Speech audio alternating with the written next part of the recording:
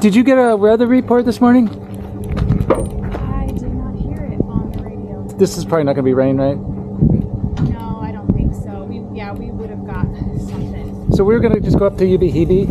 Okay. And we were thinking about locking the bikes. Do you think we can get away with that, or is that risky? And then hike just up at the top? up at the top, lock them, and then hike down to the... I think that should be fine. Then the other thing is the Scotty's Castle Road is closed. It's gated, but can you hike or bike up that, or nothing? No, unfortunately. No bikes, no walking, nothing allowed. Yeah. Are they going to open that eventually, or? Eventually, yeah. Yeah. But With it's been like everything going on, I'm not sure. Yeah. You know, if they push back on things. The flood was like 2015 or something, like 10 years ago, or? Yeah, but I mean, we need to get things funded and stuff. Yeah, yeah.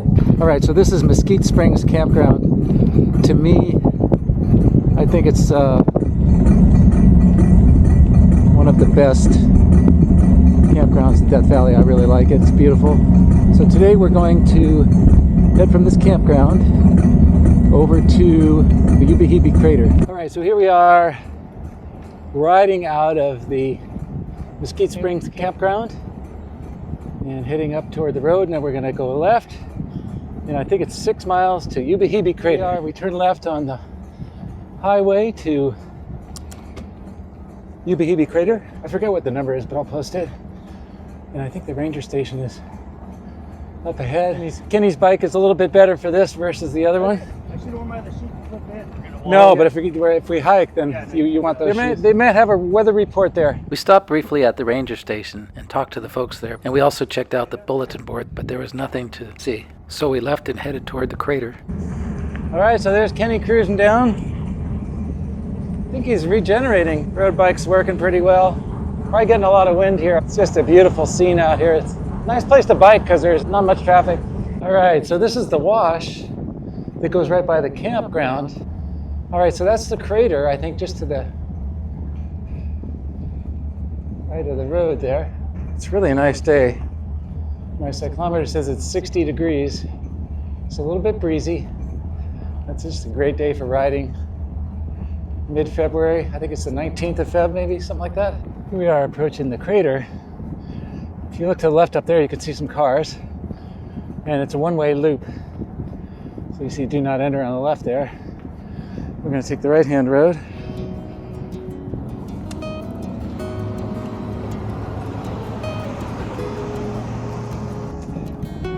A rental camper van there. Oh wow, what a beautiful. Look at this. Oh, and here's the other road that goes. Let's see where that one goes. Okay, so this is the road to the racetrack. The other road is the one that goes to Lone Pine.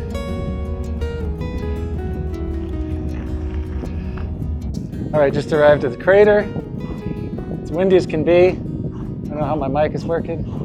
Yeah, so here's the view over the edge. You can see the trail. There's two trails, and then the one that's over there is the easier one. And then this one here comes right up here somewhere, right over there. There's two trails, right? See one with all the, yeah, this one right here. It goes down there. And then over down there. It's here, come here. It's even much easier. I made the mistake of coming up the steep one. It was much harder. But see, you just drop down to there, and then you see it coming down there. Yeah. So this is the hard one. No, the easy one's down there, Kenny. Right there. Yeah. But it's worth the walk because it's just easier, even going down. All right, folks. So here we are hiking down into the crater. This is the easier trail that goes up behind me, as you can see. And over to my right here, you see a steeper way. And the last time I was here, I was tempted by that. And I ended up taking the steeper route, and it turned out to be actually much harder. Because this pumice is so soft, it's actually better to take the lesser grade because you can make better progress, to be honest. So that's what I'm going to do this time. Kenny decided he doesn't want to hike down here. He's a little tired. So I'm just going to make a quick trip down to the bottom. I should also point out, I made a video on the Ubehebe Crater before. And one of the things that you can do is if you look up on the rim, you can hike the full perimeter of the rim. And that's a fun thing to do. It's only 2.5 miles, I think. And then, of course, going down to the crater here is quite short. However, don't underestimate it because it can be very difficult. And if it's in the summer, I would say don't even do it. It's just so hot coming back up, you'll just absolutely roast. So a little pro tip there. Now we're about halfway down and you just get a beautiful view of the crater, and you see the different colors in the crater floor. You have the white on the left there, and then you have the dark grays and the oranges, and then the bottom of the crater is very pretty. And then we can look up and see the rim up there behind us. A few folks up on the rim there. Now it's interesting, there's a couple of different kinds of craters. Of course, there's the meteorite, where the big meteorite comes down from space and crashes into the earth and blows a big hole in the earth.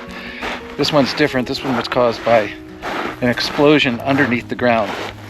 So what happened is in the magma layer, you know, this water and steam got superheated and eventually got so full of pressure that it just blew this thing up.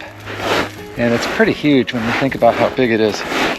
And that was in geologic times. I forget how long ago it was, a few thousand years or something like that. But in geologic time, this is considered a fairly recent event. So that's how this thing was caused. And looking down there, you can see the texture on the ground is pretty cool. And once again, this pumice is really soft. Not so bad going down, but going up, it's kind of 2 steps forward, 1 step back. Alright, so I'm just going to give you a little panorama from the bottom of the crater. You can see up on the rim there's one person there. Actually, there's 2. One you can barely see. And we're just going to pan around here and show you what it looks like. And there's a guy straight across there in the middle of the frame, climbing up a little trail onto one of the gravel things that have come down from the top. And here we are, just looking around to the trail that we came down on right there. And we're just going to walk around the base and show you this texture from the rains down here is pretty cool. And it'd be nice if nobody walked on it like me, but it just, every time it rains, it's going to change. So it's pretty cool up there. And then here's a more sandy area, and you can see these bushes. Some of them are kind of dead and some of them are kind of alive. Yeah, I just wanted to show this perspective because last time I was down here, this is a perspective that I was not able to get. So as we cruise around here, then you can see the 2 trails. Well, there's actually kind of 3. But come down any one you want. But I recommend that you go up the more gradual one because it's just a lot easier. So we're just going to enjoy this view.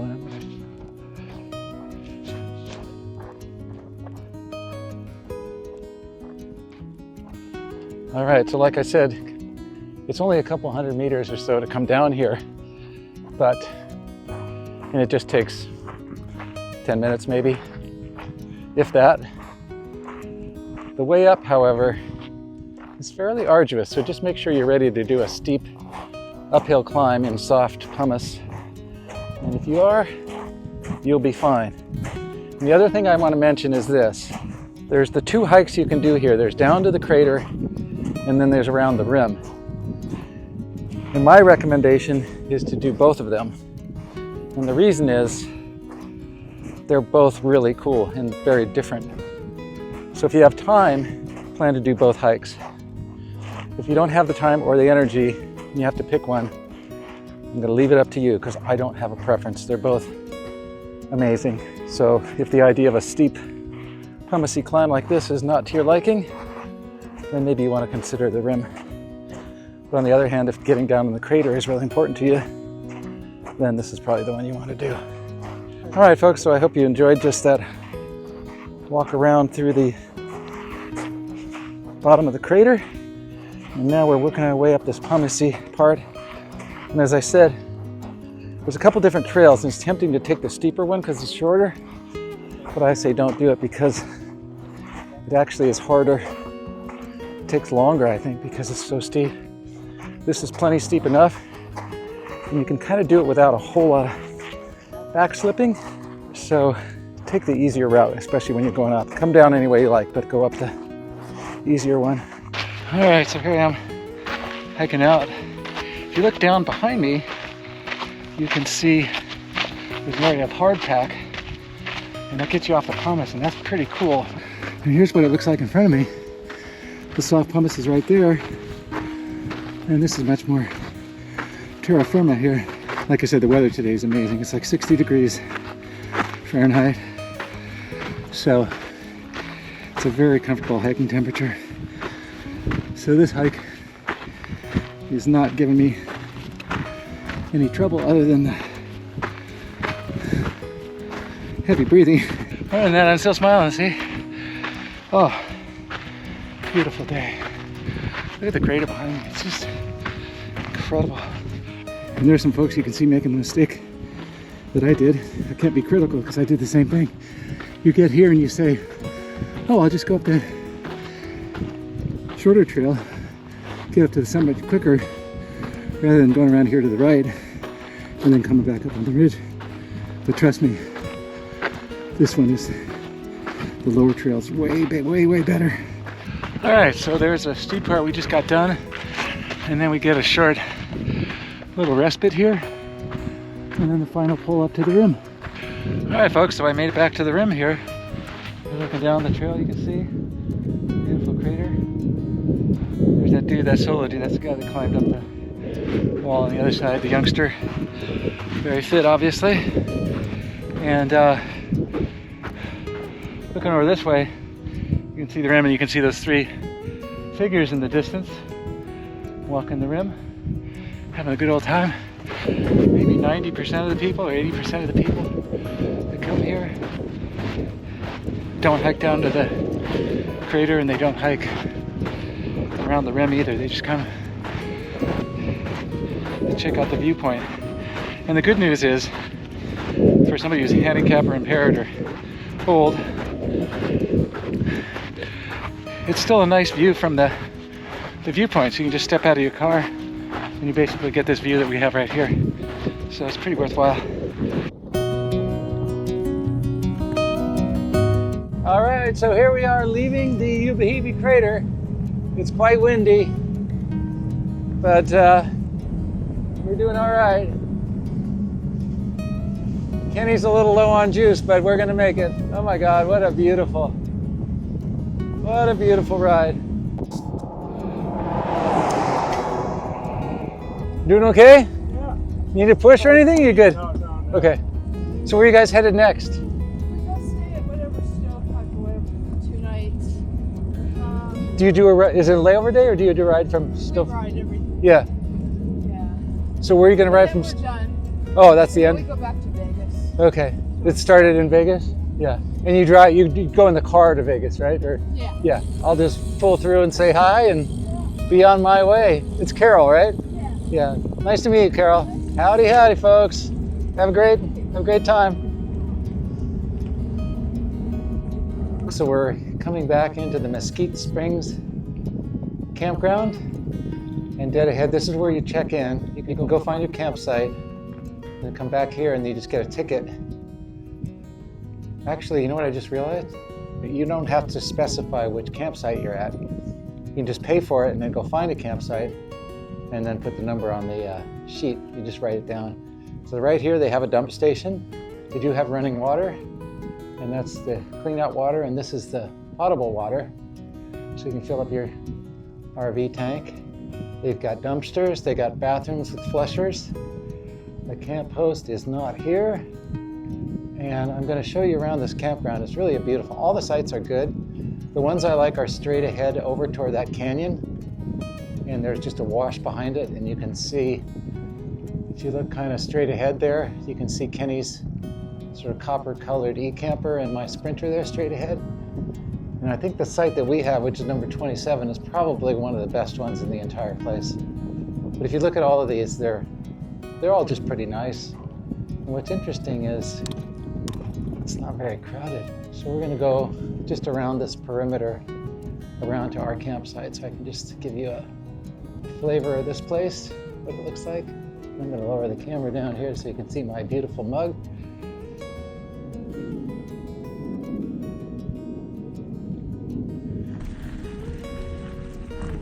I don't see a bike here. So, hello, Nalu. I hope Kenny didn't scoot right past the campsite. He might have done that. Gotta keep an eye on that boy. All right, folks, this is not funny, but it kind of is. Okay, so Kenny went ahead.